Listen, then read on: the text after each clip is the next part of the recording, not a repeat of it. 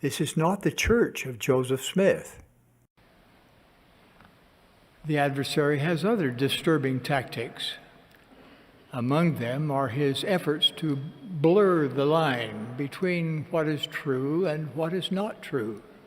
To help us remember him and to identify the Church of Jesus Christ of Latter-day Saints as the Lord's Church, we are pleased to introduce a symbol that will signify the central place of Jesus Christ in his church.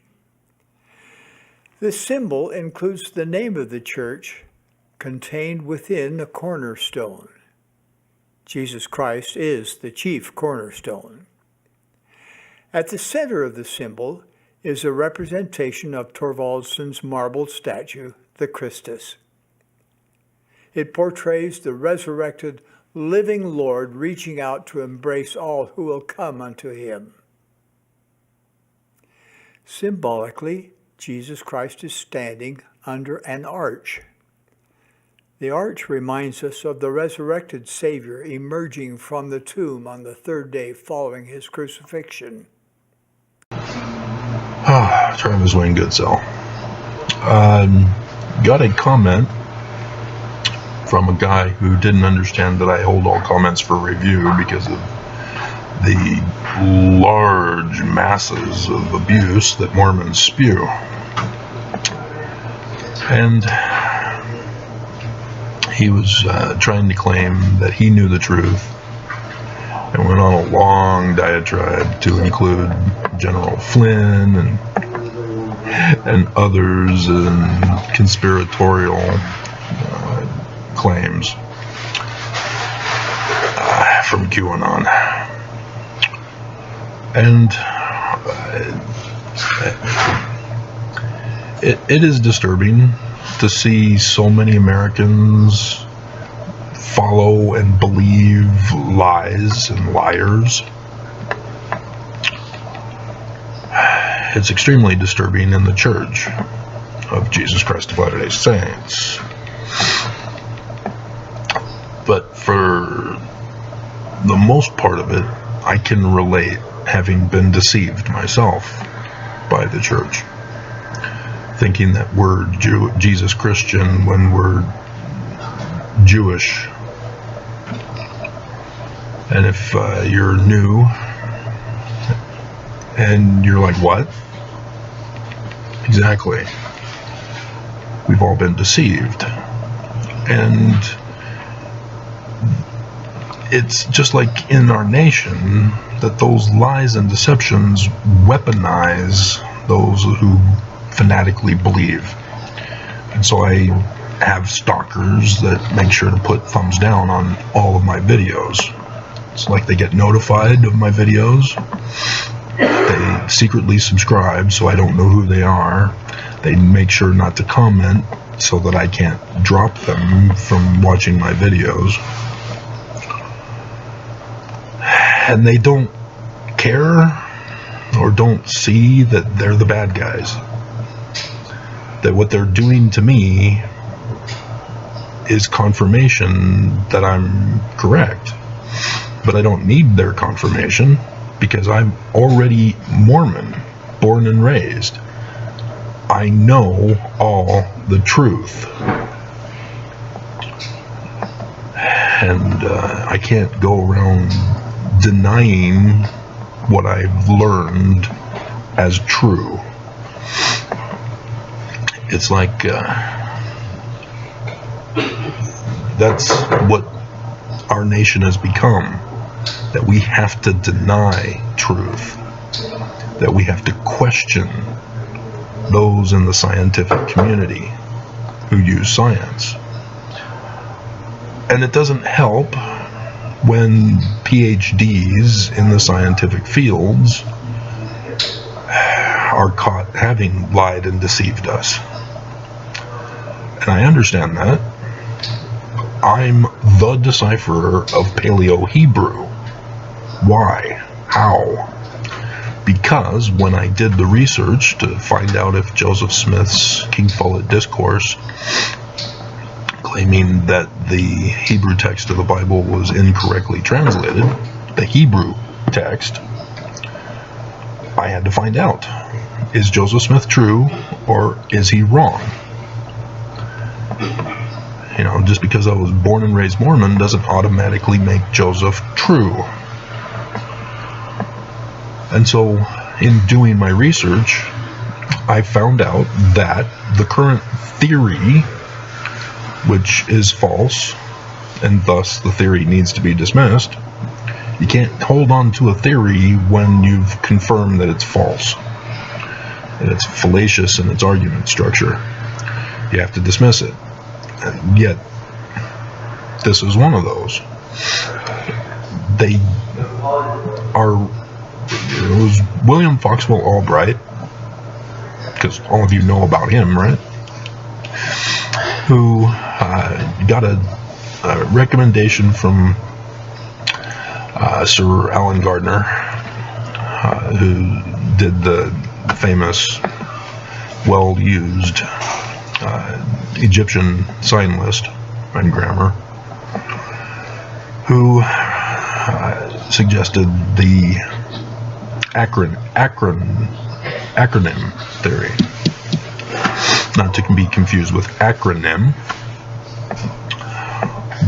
but in so suggesting an acronym theory to be used for the theory of the origins of Paleo-Hebrew, he automatically biased the research, because William Foxwell Albright used the acronym theory to force every character to be under that theory. And thus it's all wrong. And as a result of being wrong, they then have taken it a step beyond. When the discovery of the Proto-Sinaitic script was found in the cave, in the Sinai, in a cave, because they believed the acronym theory, that it's the oldest known Hebrew script, they then deduced, with their incorrect premise, that Proto-Sinaitic is the oldest Paleo-Hebrew script. But they got it wrong. And so Proto-Sinaitic is not the oldest script.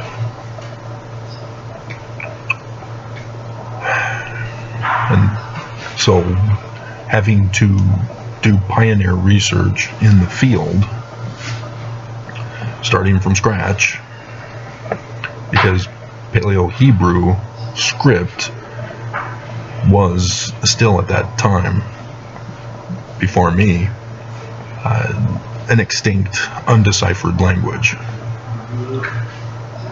And so when I did the matching, because that's what you do, you look for matches, patterns, similarities. And then when you come across an anomaly, then you develop a theory to explain the anomaly. And it has to be testable, immediately testable, not hypothetically testable. Oh, if only we had these conditions, could we run a test to prove I'm right? No, it's not a theory test. Get it the hell out of here. And so I did the test in multiple ways, with the Greek script, with the within the vocabulary itself, within the Greek vocabulary, and with other Chinese characters, because I learned that Chinese are compact combo glyphs, that each line corresponds to a specific character sign.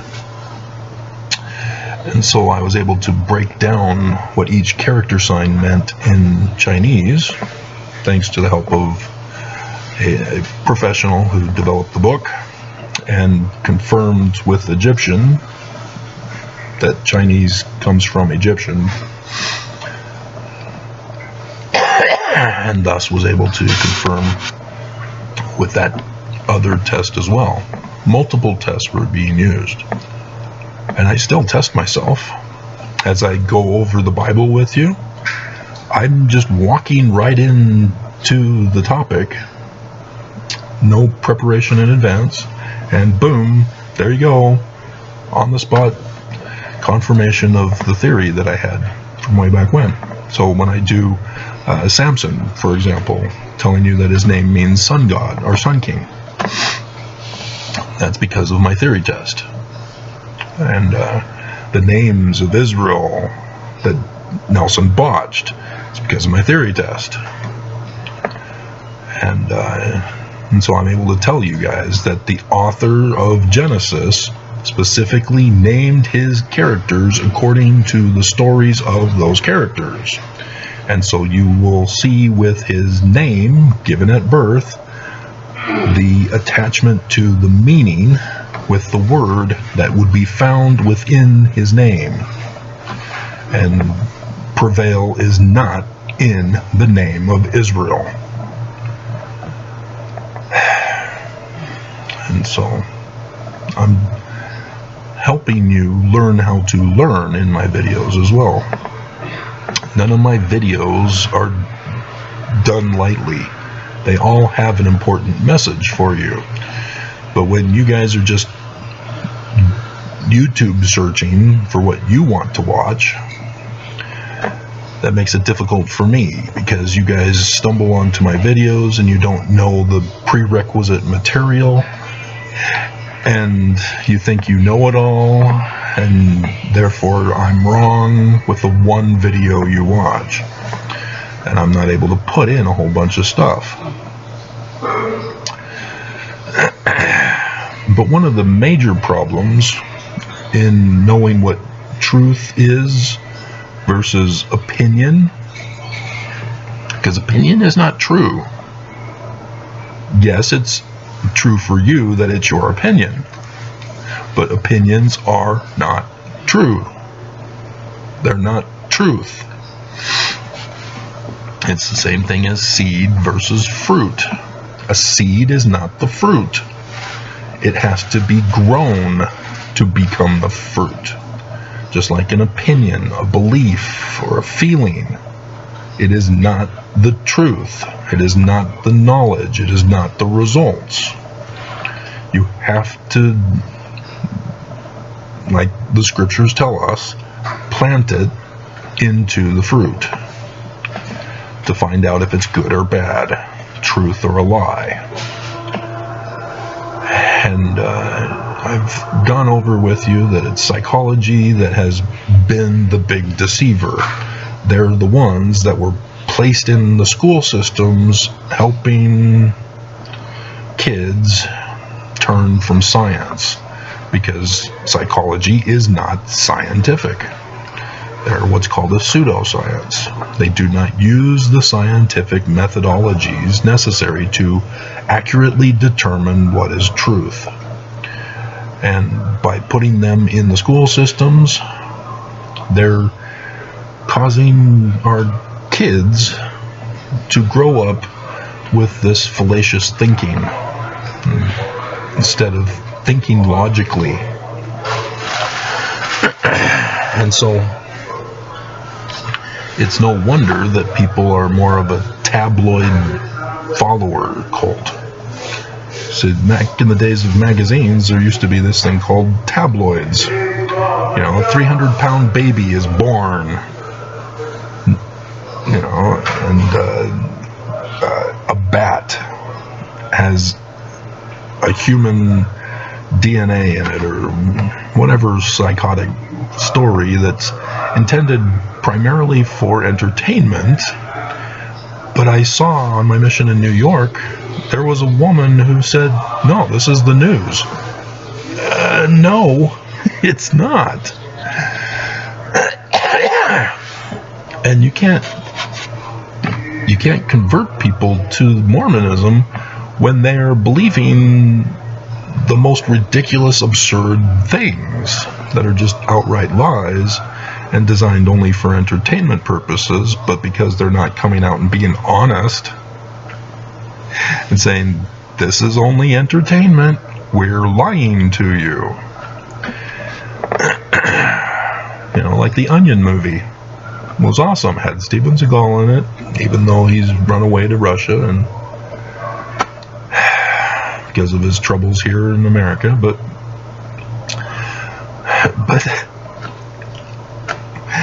and that's of course the singer.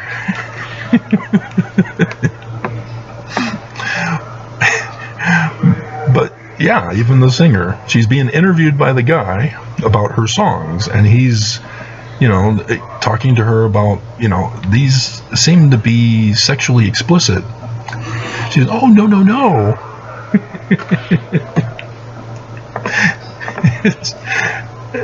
It's that type of mentality where you're saying something and yet you're intending it to mean something else, but how are the rest of us going to interpret it according to your feelings, beliefs, and opinions when the results are telling a different story? And so, like with Nelson, he gets up at General Conference and says, stop your abuse, Mormons. Well, look at the results. Mormons flood my channel with hate comments. Abusive hate comments. You do understand hate comments are abuse, right? You know this. And yet you're not listening. You're not obeying the prophet, which you demand that I obey the prophet, which is why you're sending me the hate. You don't see it. You don't care. And so, yes, Nelson ends up inciting his followers into violence and hate. The Mormon YouTube employee. Dear God, he's a cyber terrorist. And he thinks he's protecting the church. Really? You're protecting the church by committing crimes. The church is true because you can commit a crime on their behalf to show me my place. This is demented thinking.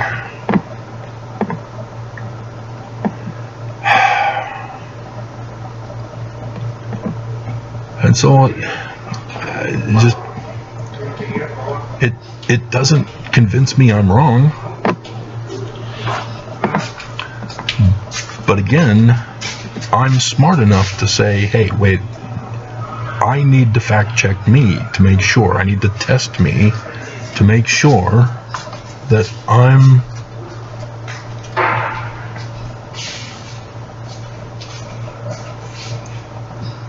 Why did he grab that towel? I don't see him until this evening after lights out. So I can't inform him, hey, this guy took your towel.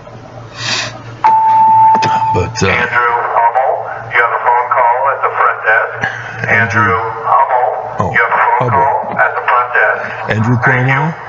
You have. Oh, he's here in Utah, huh? He got banished from New York.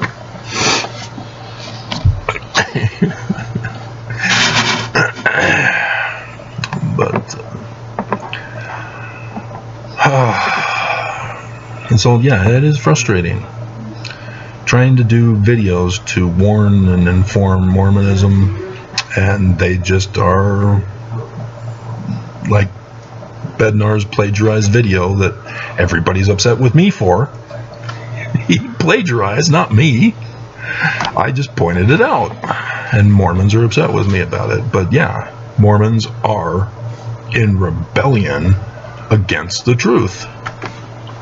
Literally are against the truth. An outright open rebellion and denial of the truth, and continue to spread the lies and commit hate crimes by doing so. Because Joseph Smith is Jewish, not Christian. And it's already bad enough that Christians, by preaching Jesus, commit a hate crime against the Jews because they culturally appropriated their documents. They weren't Christian documents, they were Jewish documents. And they turned them into literal history, and they changed the name as Gospels. And it's a hate crime. They're replacing the Jews with every testifying that Jesus is the Christ. So Nelson, when he gets up, and all the apostles, Jesus is the Christ, guess what they're doing? Not only are they anti-Semitic in that statement, but they're also saying Joseph Smith, our founder, is... Yeah, they're committing a hate crime against the founder in saying that Jesus Christ lives, that Jesus is our Christ. It's a hate crime that they're perpetuating against their own founder, and get us, because we're born and raised in the covenant, to perpetuate that hate crime as we go on our missions. And that's what pisses me off the most. And Mormons get mad at me for their hate crime that they're perpetuating. So, search the truth. Know logic versus fallacy. Learn the Socratic method. Don't deny science, but hold science accountable to the scientific methodology. Don't let people in positions of PhD in science get away with destroying the scientific field that they claim to be in. So, don't let religion dominate science, because the scriptures, as I mentioned, are science-based.